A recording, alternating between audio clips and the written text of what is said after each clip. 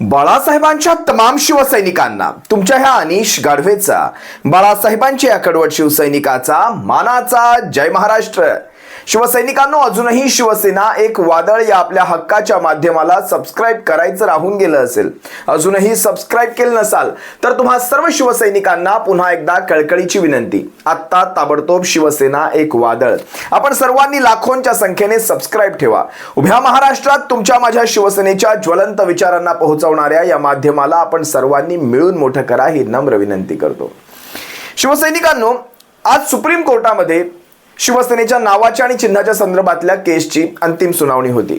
तुम्हा सर्वांना आठवायला हवं, 21 जानेवारी आणि 22 जानेवारी या सलग 2 तारखा दिल्या गेल्या होत्या. बरं, ह्या तारखा संगणकीकृत नव्हत्या.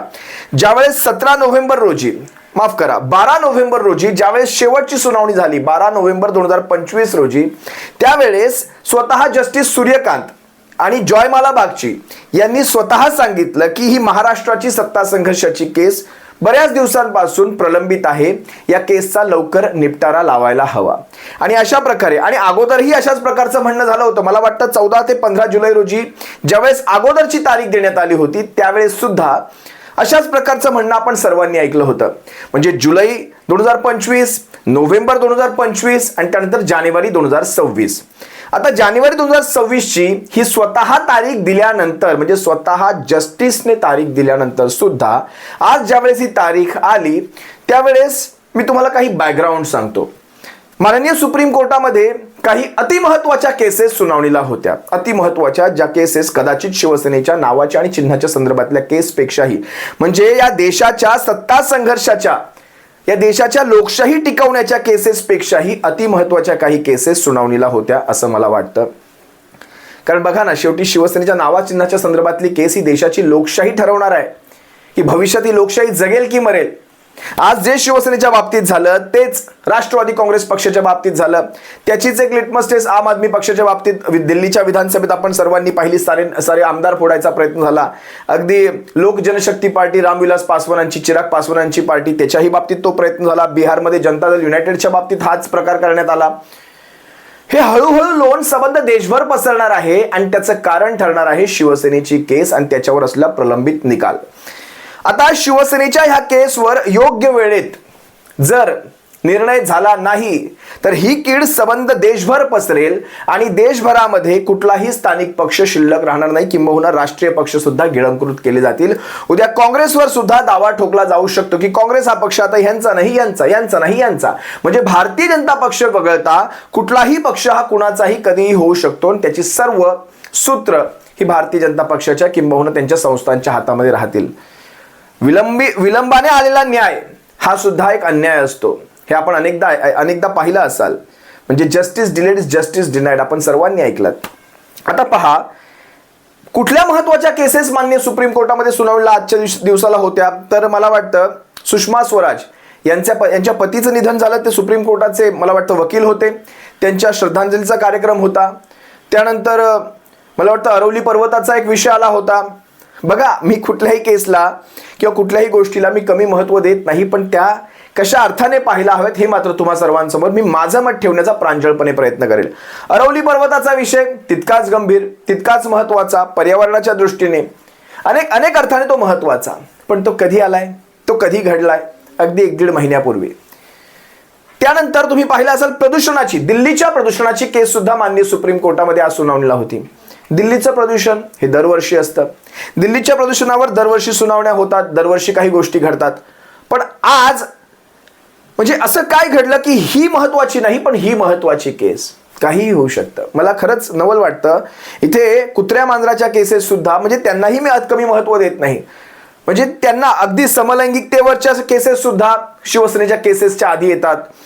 आणि जिथे देशाच्या जवळपास 140 कोटी लोकांच्या लोकशाहीच्या जीवन मरणाचा प्रश्न आहे, ती केस मात्र सुप्रीम कोर्टामध्ये, माननीय सुप्रीम कोर्टामध्ये सुनावणीला आलेली नाही. थोडं नवल वाटतं.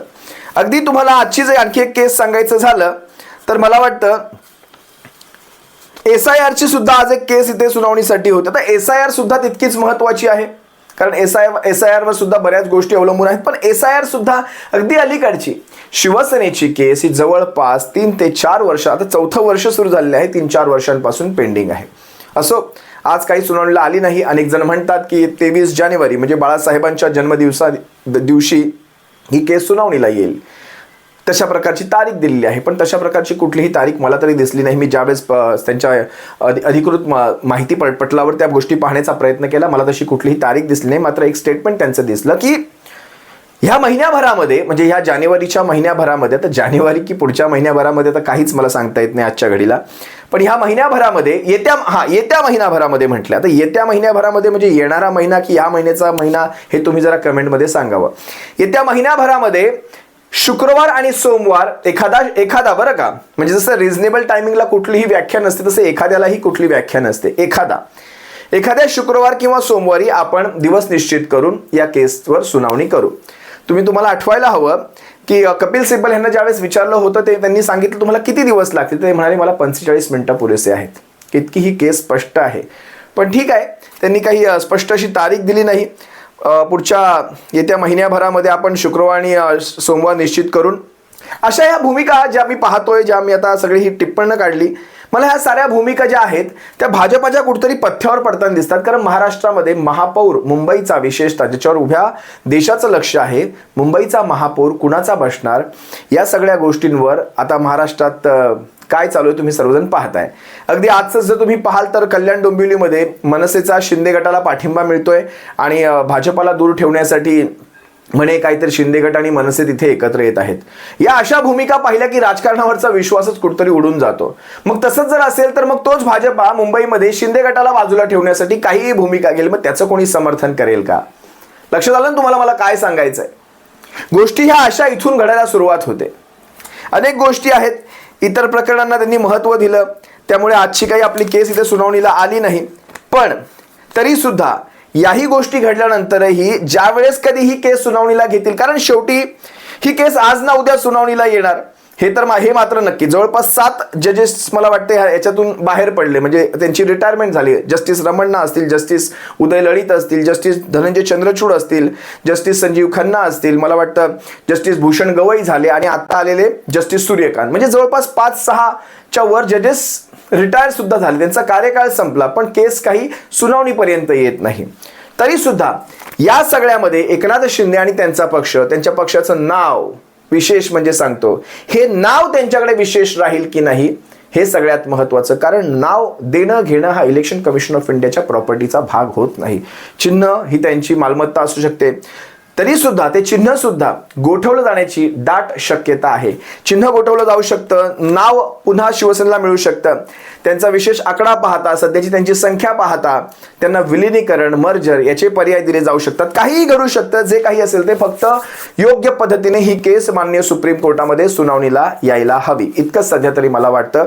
पाहूयात 23 जानेवारी वंदनीय बाळासाहेबांची, हिंदू हृदय सम्राट, सरसेनापती, शिवसेना प्रमुखांची ही जन्मतारीख आहे आणि त्यांच्या म्हणजे जयंतीचा हे म्हणजे 100रीचा हा काळ आहे. शतक आपण साजरं करतोय त्याचं. या अशा काळात जर 23 तारखेला आलीच तर खूपच चांगलं. तर पाहूयात काय घडतंय. तुर्तास तुम्हा सर्वांची रजा घेतो. सप्रेम जय महाराष्ट्र. बाळासाहेबांच्या शिवसैनिकांनो काळजी घ्या. जय महाराष्ट्र.